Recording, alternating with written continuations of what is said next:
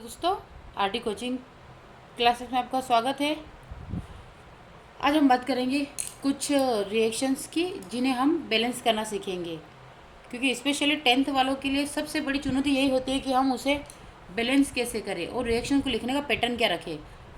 ठीक है, तो जैसे मान लीजिए आपके पास नाइट्रोजन है। ठीक है, क्या है? नाइट्रोजन है। नाइट्रोजन गैस होती है। नाइट्रोजन की रिएक्शन हम करवाते हैं हाइड्रोजन से, तो हमारा क्या बनता है? 2NH3, यानी कि इसे हम अमोनिया कहते हैं। क्या कहते हैं? अमोनिया। तो अमोनिया भी क्या होती है? एक गैस होती है। अब यहाँ से अगर देखते हैं, यहाँ पे नाइट्रोजन कितने दिख रहे हैं, हम बैलेंस करने के प्रयास करेंगे। यहाँ पे नाइट्रोजन, यहाँ पर हाइड्रोजन। क्लियर है? यहाँ पर भी नाइट्रोजन देखते हैं और हाइड्रोजन देखते हैं। तो नाइट्रोजन अगर देखते हैं तो नाइट्रोजन हमारे यहाँ पे कितना हो गया? 2। और हाइड्रोजन कितना है? 2। तो दोनों दो दो। अब इधर बात करते हैं तो नाइट्रोजन हमें कितना दिख रहा है? 2। लेकिन हाइड्रोजन कितना दिख रहा है? 3, क्योंकि इसका नीचे वाले का ऊपर वाले में गुणा होता है। जैसे मान लो नाइट्रोजन नाइट्रोजन यहाँ पे 1 है, अब इसका गुणा इसमें करेंगे तो 2 एकम, ठीक है ना, तो 2 एकम 2 ही होगा, यानी कि 2 1 2। अब 2 का गुणा 3 में करेंगे तो 6, तो यहाँ पे हाइड्रोजन की संख्या कितनी हो गई? 6। और हमारे इधर तो हाइड्रोजन की संख्या कितनी हो गई है? कितनी है? 2 है। तो हमें इस इक्वेशन को, समीकरण को बैलेंस करना। तो बैलेंस करने के लिए हम क्या करेंगे? यहाँ पे अगर ये 3 दूनी 6 हो रहा है तो हम इस वाले बेस वाले को 3 को इधर और इस वाले 2 को इधर, तो 2 तो ऑलरेडी यहाँ पे है, तो हम इस बेस वाले 3 को आगे ले जाएंगे। तो हमारा क्या आ जाएगा? ये। अब इस 3 का इससे मल्टीप्लाई, 3 दूनी 6, तो आ गया आपका 6 हाइड्रोजन। तो आपका क्या कंप्लीट हो गया? यहाँ पे हाइड्रोजन 6। तो पहले 2 थे, अब कितने हो गए? 4 बढ़ गए, तो टोटल कितने हो गए? 6। तो ये आपका 2 nitrogen 2 nitrogen 6 hydrogen 6 hydrogen. Equation balance. Okay, next equation करते हैं। नेक्स्ट इक्वेशन मैं आपको रिएक्शन करूँगी, उसके बाद फिर आप भी करके बताइएगा कि कैसे हुआ है।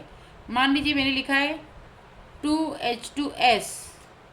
ठीक है, यहाँ पर करते हैं, उसके बाद फिर इसकी रिएक्शन किससे करें? हमने ऑक्सीजन से करवाई। तो हमारा क्या बनता है? पहले तो ये बनाना सीखें। तो यहाँ पर आपको सल्फ़र है, हाइड्रोजन है, ऑक्सीजन है। तो यहाँ पे जब भी H2 और O2 दिखे, मतलब हमें जल तो बन इतना ही है, तो हम क्या बना लेंगे? H2O। और H2O किस फॉर्म में होता है? लिक्विड। जब भी L दिखे मतलब लिक्विड फॉर्म, जब भी गैस दिखे, यानी कि मान लो मैंने यहाँ पे G लिख दिया, तो G मतलब गैस फॉर्म में हो गया। ठीक है, G मतलब गैस फॉर्म में। तो यहाँ से अब क्या बनता है? अब बनेगा, यहाँ से देखो ऑक्सीजन कितने थे, तो यहाँ से 2 ऑक्सीजन निकल गए, अब 4 बचे। अब 4 के लिए क्या है? 2SO2, sulphur dioxide. तो यहाँ से क्या, ये रिएक्शन बैलेंस हो गई है, ये इक्वेशन बैलेंस है। तो हाँ, देख लेते हैं, चेक कर लेते हैं। तो चेक करने के लिए सबसे पहले क्या करेंगे? हाइड्रोजन को लिखेंगे, उसके बाद सल्फ़र को लिखेंगे, फिर ऑक्सीजन को लिखेंगे। हाइड्रोजन 2 दूनी 4, तो हाइड्रोजन कितने हो गए? 4। सल्फ़र की बात करते तो यहाँ पे ये कितने आएंगे? सल्फ़र, क्योंकि ये गैस है ना, जी है, इसको कुछ मत, ये गैस है। अब सल्फ़र यहाँ पे 2 दिख रहे, तो हमने सल्फ़र को 2 लिखा। ऑक्सीजन की बात करते तो यहाँ पे 3 और ये 2, तो 3 दूनी 6, तो कितना आ गया? 6। फिर हम हाइड्रोजन की बात करते हैं, सल्फ़र की बात करते हैं और ऑक्सीजन की बात करते हैं। तो जब इस हाइड्रोजन के साथ में कितना हुआ? 4। ऑक्सीजन यहाँ पे कितने दिख रहे हैं हमें? 2। ठीक है, यहाँ से हो ख़त्म। अब इसको देखते हैं, तो यहाँ पे सल्फ़र कितने दिख रहे हैं हमें? 2, प्लस ऑक्सीजन 2 दूनी 4 दिख रहे हैं। कितने दिख रहे हैं? 4। तो हमने इसको मिला दिया, तो 4 और 2 कितने हो गए? 6। तो देखो यहाँ पे ये 6, ये 6, मतलब ये हमारी इक्वेशन बैलेंस है। यहाँ पे 2 सल्फ़र 2 सल्फ़र, 4 हाइड्रोजन 4 हाइड्रोजन। क्या हमारी रिएक्शन इक्वेशन इक्वल है? यस, इक्वल है। तो G के लिए गैस, L के लिए लिक्विड, द्रव। क्लियर हो गया? फिर नेक्स्ट बात करते हैं तीसरी रिएक्शन।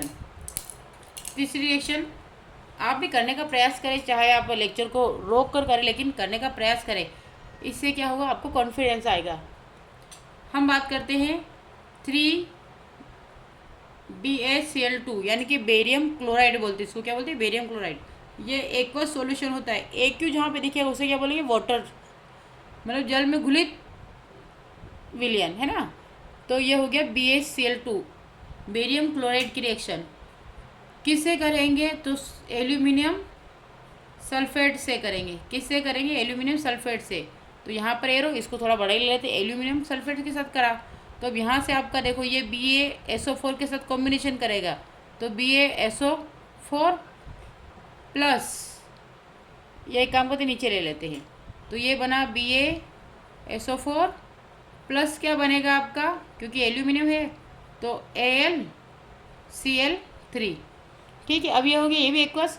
अब यहाँ से 3 बेरियम थे हमारे पास, बेरियम इस वाले में कितना दिख रहा है, 2 ही, एक ही दिख रहा, तो हम इसके आगे अगर 3 कर देंगे तो 3 बेरियम राइट, इक्वेशन इक्वल है। ठीक है, उसके यहाँ पे 3 दूनी 6, 6 क्लोरीन है। अब हमारे पास तो 3 ही क्लोरीन है।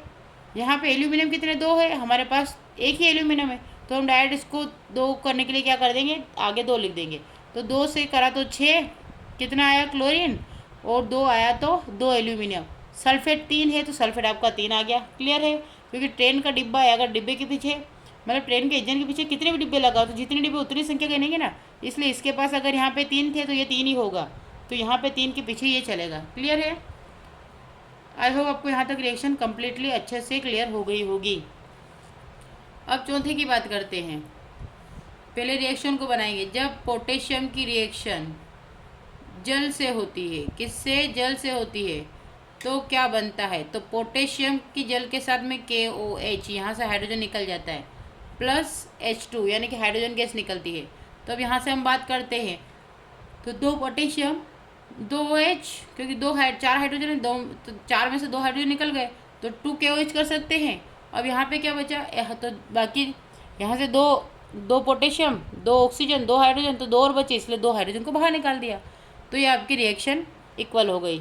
आया समझ में, इस प्रकार से आपको रिएक्शन को बैलेंस करना है।